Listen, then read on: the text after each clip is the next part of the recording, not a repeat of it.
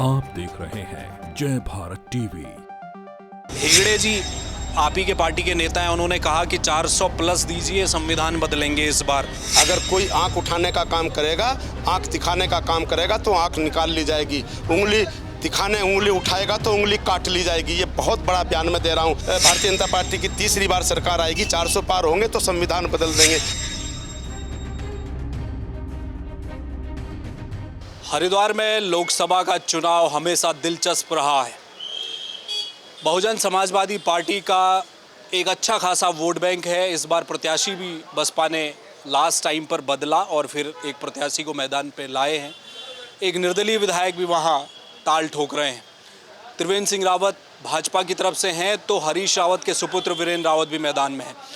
हरिद्वार पूरी सीट पर जो दलित वोट बैंक है उस पर सबकी नज़र रहती है। उस पर चर्चा करने के लिए हरिद्वार को समझते हैं, झबरेड़ा से पूर्व विधायक रहे हैं देशराज कर्णवाल हमारे साथ हैं। देशराज जी, हरिद्वार का जो वोट बैंक है खासकर बसपा का और वो जो दलित वोट बैंक है, चर्चा ये आ रही है कि क्या वो खिसकने जा रहा है बीजेपी से इस बार? क्या समीकरण दिख रहा है इस बार आपको?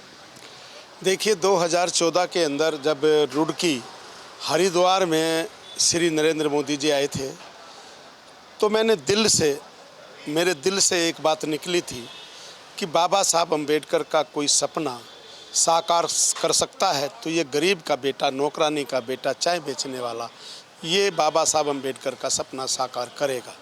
तो मैंने उस समय नारा दिया था कि बाबा तेरा मिशन अधूरा, नरेंद्र मोदी जी करेंगे पूरा। और श्रीमान आप मैं डंके की चोट पर कह सकता हूँ कि आज बाबा साहब अम्बेडकर जी का वो सपना साकार हो रहा है, वो नारा पूरा हो रहा है कि बाबा तेरा मिशन अधूरा, नरेंद्र मोदी जी कर रहे हैं पूरा। इसलिए अनुसूचित जाति समाज के बड़े बड़े लीडर, बड़े बड़े नेता, बड़े बड़े कार्यकर्ता, जन समूह आज भारतीय जनता पार्टी ज्वाइन कर रहे हैं। हरिदास जी 3 बार के विधायक रहे, कैबिनेट मंत्री दर्जा रहे, उन्होंने भारतीय जनता पार्टी ज्वाइन की। बसपा के कई पूर्व अध्यक्ष लगातार बसपा टूट करके भारतीय जनता पार्टी ज्वाइन कर रहे हैं। सुबोध राकेश जो पिछली बार चुनाव लड़े, उन्होंने भी भारतीय जनता पार्टी ज्वाइन की।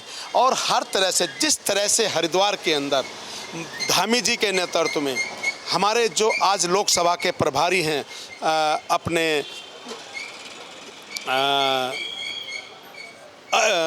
जो हमारे महामंत्री भी हैं, नहीं दुष्यंत गौतम जी नहीं, जो लोकसभा के प्रभारी हैं हमारे, जो महामंत्री भी हैं हमारे, वो उस समय पंचायत चुनाव के प्रभारी थे। तो उनके नेतृत्व में हमारे जिला पंचायत अध्यक्ष निर्विरोध, उपाध्यक्ष निर्विरोध, सभी 6 के 6 ब्लॉक प्रमुख निर्विरोध, ज्येष्ठ प्रमुख निर्विरोध, कनिष्ठ प्रमुख निर्विरोध और तमाम जिला पंचायत के सदस्य, बीडीसी सदस्य, ग्राम प्रधान, हरिद्वार पूरा भाजपा में हो गया। ज़्यादातर क्योंकि आरक्षण के तहत ज़्यादातर अनुसूचित जाति समाज के प्रधान और बीडीसी जीत कर आते हैं। सब ने क्योंकि बाबा साहब अम्बेडकर जी का सपना साकार हो रहा है, इसलिए पूरा हरिद्वार आज जो है वो भाजपा में है। देशा जी, आपकी राजनीति पर कोई गिला शिकवा नहीं है। आप ही थे जिन्होंने खुलेआम विधानसभा में हमने देखा, आपने नाम के आगे आपने चमार लिखवा दिया। आप कहते हैं कि जो लड़ाई है इस समाज की, उसको लड़ने के लिए नाम की झिझक आपने नहीं छोड़ी। वो आपने एक बहुत बड़ी लाइन को क्रॉस कर दिया, आपने खुद से शुरुआत की, वो अच्छी बात है। लेकिन बसपा से वो क्यों नहीं, जो बात आप कह रहे हैं कि मोदी उनका सपना पूरा कर रहे हैं, तो बसपा का वोट बैंक, तो जो दलित वोट बैंक है वो क्यों नहीं आ पा रहा बीजेपी की तरफ? हर बार 2014 में भी, 2019 में भी 1.5 से 2 लाख के बीच बसपा का वोट बैंक रहा है हरिद्वार में, कभी हिला नहीं है।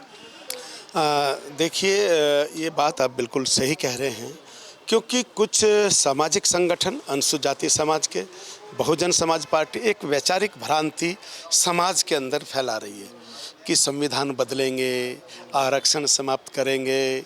तो मैं आपके चैनल के माध्यम से, आज चुनावी डंका बज चुका है, मैं कहना चाहता हूँ कि जो व्यक्ति संविधान दिवस जिसने मनाने की शुरुआत की हो, जिसने बाबा साहब अम्बेडकर जी के नाम पर पंचतीर्थ स्थान बनाए हो, जिसने संत श्रोमणी सतगुरु रविदास जी की उस वाणी को, कि जिन्होंने कहा था कि ऐसा चाहूँ राज में जहाँ मिले सबन को अन्न, छोट बड़ सम बसे रविदास रहे प्रसन्न।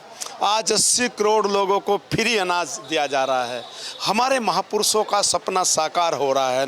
भारत माँ परम वैभव की ओर जा रही है। बाबा साहब अम्बेडकर ने समान नागरिक संहिता की बात कही थी, वो खिलाफ थे इसके। कश्मीर के अंदर जो हो रहा था 2 विधान नहीं, वो उसके खिलाफ थे। आज मोदी जी के नेतृत्व में मोदी जी की सरकार ने बाबा साहब अम्बेडकर का सपना साकार किया और उत्तराखंड के अंदर धामी जी ने समान नागरिक संहिता लागू करके ये बाबा साहब अम्बेडकर का सपना साकार किया। और महिलाओं को सम्मान देने की बात, बाबा साहब अम्बेडकर ने कहा था कि महिलाओं को ताकत देनी है, महिलाओं को ताकत देनी है। आज मेरी भारतीय जनता पार्टी ही महिलाओं को ताकत दे रही है। और आप समझ लेना, ये वही भारतीय जनता पार्टी है जिसने बाबा साहब अम्बेडकर जी की उस बात को कि अब नौकरानी का बेटा, अब जब वो 26 जनवरी 1950 को उन्होंने इस देश को संविधान समर्पित किया तो उन्होंने कहा था अब रानी का बेटा इस देश का राजा नहीं बनेगा, एक नौकरानी का बेटा भी इस देश का राजा बन सकता है। एक नौकरानी का बेटा जो काबिल होगा वो भी इस देश का राजा बनेगा। आज भारतीय जनता पार्टी ने एक नौकरानी के बेटे को राजा बनाया और बहन मायावती को 3 बार सबसे बड़े सूबे की मुख्यमंत्री बना।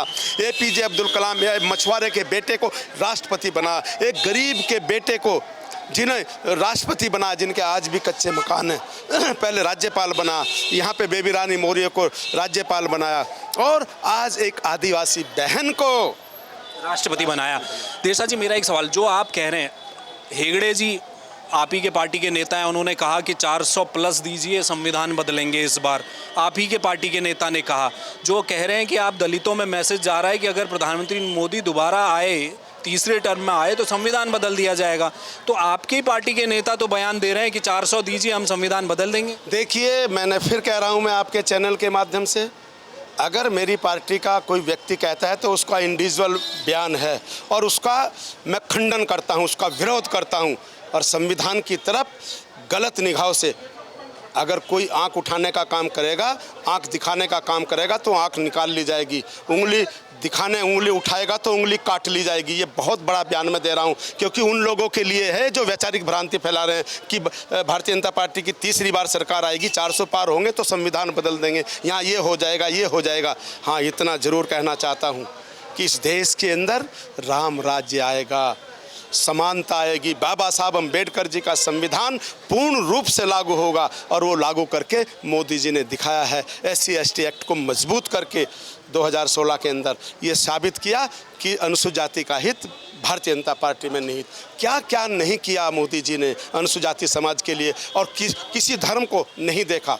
जब राशन बंटता है दुकान पर फ्री तो उसमें ज़्यादातर मेरे समाज की और मुस्लिम समाज की बहनें होती है। तो वही वोट नहीं दे रहे, मुस्लिम समाज वोट नहीं दे रहा बीजेपी को, दलित भी नहीं दे रहे हैं, ऐसा क्यों हो रहा है? वही मेरा सवाल है। मैं ये तो कह रहा हूँ ना कि जिनकी दुकानों पर ताले लग गए मोदी जी के नेतृत्व में, चाहे वो अनुसूचित जाति समाज के संगठन हो, चाहे वो मुस्लिम समाज के संगठन हो, चाहे वो राजनीतिक दल हैं, वो अपने ताले को, एक वैचारिक भ्रांति मेरे गरीब समाज में फैला रहे हैं। वो इस बार चुनाव में ठीक होगा और 400 पार मोदी जी इस बार उन्होंने जो, क्योंकि मोदी है तो मुमकिन है, वो जो कहते हैं एक तरह से वो इतने सच्चे इंसान हैं, क्योंकि नीयत अगर सच्ची है तो रात से निकल आते हैं। सच्ची बात वो कह रहे हैं, दिल से कह रहे हैं, 400 पार होंगे। और जो ये भ्रम फैला रहे हैं, इनकी दुकान के ताले खुलेंगे नहीं, चाहे कितनी भ्रांति फैला लें। बहुत शुक्रिया देशराज। Thank you. तो ये थे देशराज कर्णवाल, पूर्व विधायक झबरेड़ा से। हरिद्वार की राजनीति को समझते हैं, दलित चेहरा हैं, दलित नेता माने जाते हैं। क्या प्रधानमंत्री नरेंद्र मोदी तीसरा टर्म जब अपना शुरू करेंगे देश की राजनीति में, क्या संविधान को बदला जाएगा? जिस तरह से बीजेपी के नेताओं के बयान सामने आए कि 400 प्लस कीजिए, बहुत कुछ संविधान में बदलना बहुत ज़रूरी है, पहले लोकसभा में जनमत आ जाए, उसके बाद राज्यसभा देखा जाएगा, ज्वाइंट सेशन होगा, जो भी होगा। लेकिन बहुत सारे ऐसे कानून हैं जो अंग्रेज़ों के ज़माने से चले आ रहे हैं, उन कानूनों को बदलने की आवश्यकता देश ने महसूस की है समय समय पर। क्या उनमें बदलाव होगा और इस बदलाव को क्या आरक्षण से जोड़कर देखा जा रहा है? क्या दलित समाज में इस तरह का मैसेज फैलाया जा रहा है कि अगर भाजपा सत्ता में आती है तो क्या आरक्षण को लेकर कोई कदम उठा सकते हैं? उस पर जवाब दिया है, कहा है कि ये भ्रांति है विपक्ष की, जो दलित वोट बैंक और अनुसूचित जाति के लोगों को बरगलाया जा रहा है और जिसकी राजनीति मायावती करती आ रही है। उन पर आरोप लगाया कि वो दलितों की सोच को बांटना चाहती है, जबकि प्रधानमंत्री मोदी पहली पंक्ति पर खड़े होकर दलितों का काम करना चाहते हैं। इस बार 400 प्लस जरूर होगा। हरिद्वार लोकसभा सीट में देशराज कर्णवाल का बयान है कि बड़ी संख्या में जो बसपा का वोट बैंक है वो बीजेपी की तरफ आएगा। कैमरामैन मयूर उपाध्याय के साथ हेमभट्ट, जय भारत टीवी।